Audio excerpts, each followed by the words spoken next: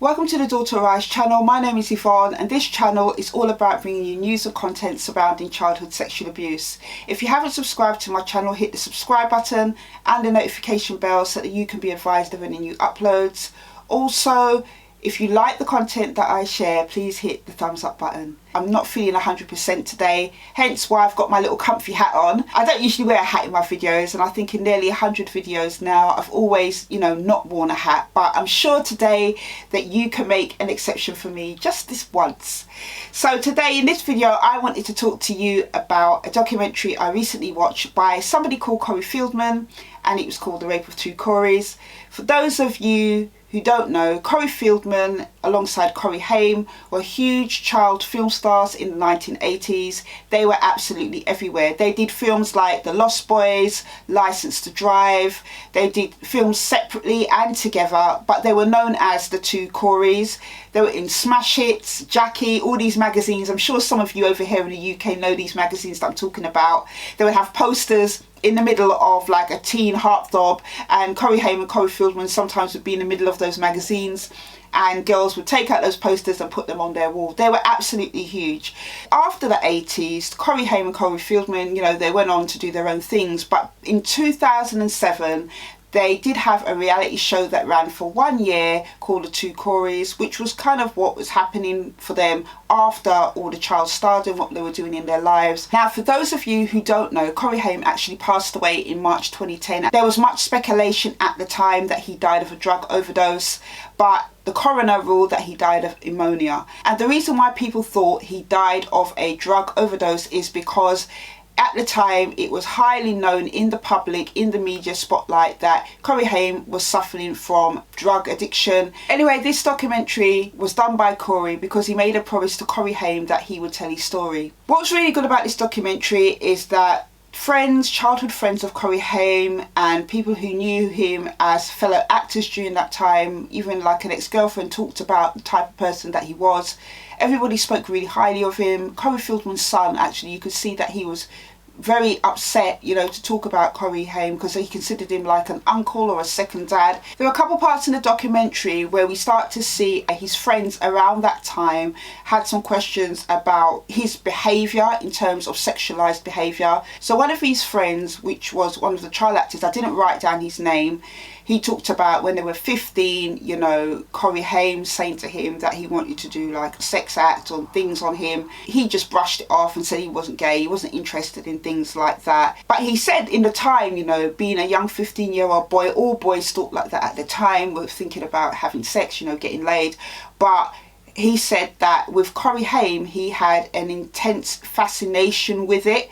But because obviously he didn't have the information about sexual abuse, he didn't, think anything of it. But he was saying in a documentary that looking back and knowing the context of everything that was going on, he could see that Corey Haim had gone through some type of experience. The same was said for Corey Feldman, who talked about a time they were at a beach house. Corey Haim saying to him about, again, initiating a sex act and doing things together. And Corey Feldman said actually to him that I'm not gay. But what was good is that Corey Feldman then went on a step further to say to his friend, why do you want to do that? And Corey Haim said to him, this is what big boys do. We get to find out along the documentary that Corey Feldman was sexually abused by no less than 4 different men around the film industry. They either ran clubs or were chaperones. And just hearing about Corey Feldman's upbringing, which is something he wrote about in his autobiography, and I'm going to actually read that at some point. He came from a very broken background, and it was the same with Corey Haim. His parents divorced when he was young. It made them a prime target for predators who wanted to sexually abuse young boys because they knew from looking at where these 2 young boys were coming from, there wasn't really a lot of family stability.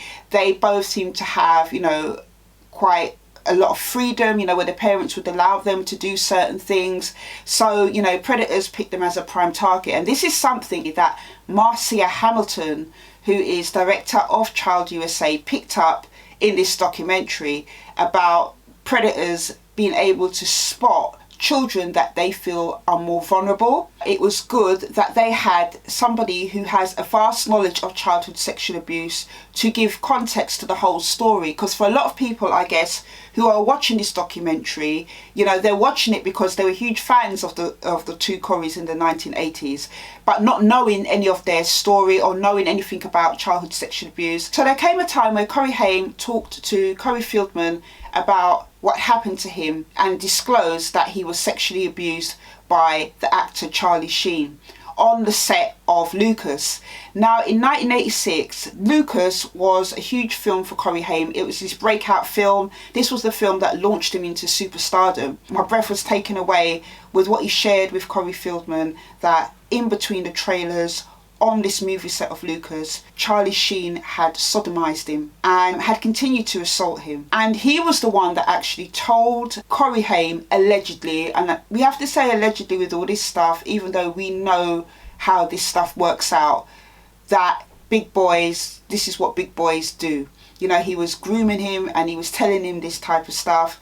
And it makes me wonder, actually, where does Charlie Sheen get this from? I do wonder if he himself has been sexually abused when he was a child. He was somebody who was huge in the 80s. He did films like Wall Street. He was a huge star. He comes from a family where they were known in Hollywood. They were like Hollywood royalty. So you could see Corrie Haim's difficulty in talking about who had sexually abused him, and he could never talk about it. So when Marcia Hamilton was talking about Corrie Haim, she was saying that with childhood sexual abuse, it can have long-term effects on the victim and survivor, which we do know. Those of us who have been through it, we know how it's affected our lives in different ways. And she was saying, besides going through PTSD and other psychological symptoms, there is scientific proof and scientific studies that have been done about how child sexual abuse affects the brain and how it short circuits the success that a child should have.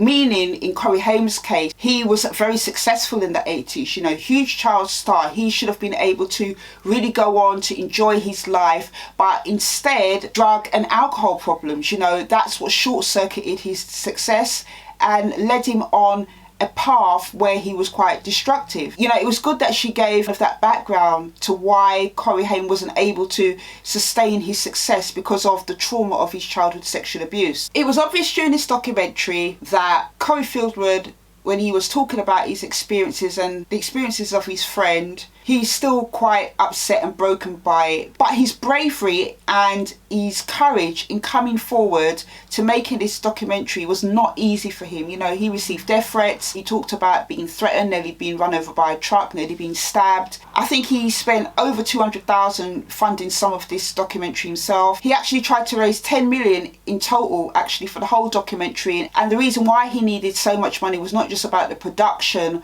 of this documentary, but also for security for him and his family, because he was coming forward and naming 5 big names. I know some of them have passed now. Charlie Sheen hasn't passed, but he was naming big names that were huge in the 80s in the film industry, and I think he wanted some type of security. Another thing that was clear in this documentary is that too many times children, young actors, are left in the hands of chaperones and people around the movie set who are not checked. One of the things that Corey Feldman wants to do is to bring not only regulation in, but have something in place where the movie industry enforces that people who are around children on film sets are properly checked. Shockingly, that is still not happening today in Hollywood. But nevertheless, Corey Feldman has been campaigning tirelessly for this. He has really used his experiences, not just to give voice to Corrie Haim's story and his own story, but he's also raising awareness of childhood sexual abuse.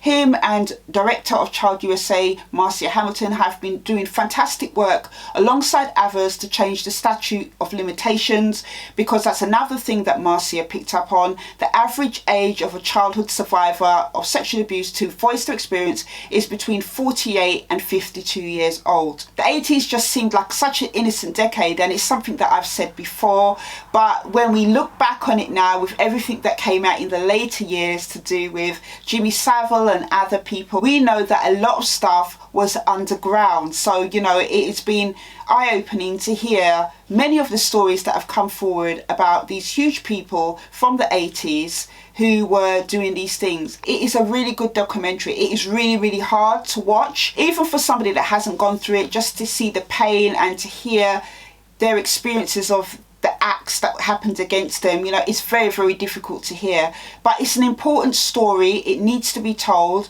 I 1,000% support Corey Feldman. I think what he's doing is absolutely amazing and brave, but we must continue to raise awareness. Thank God for people like Corey Feldman and others who are not as well known, who are raising awareness of this issue. So that is it for this video. I know this whole coronavirus thing with the self-isolation means that many of us are staying indoors, but whatever you do, keep safe, look after yourself, and I will see you on the next video. Take care.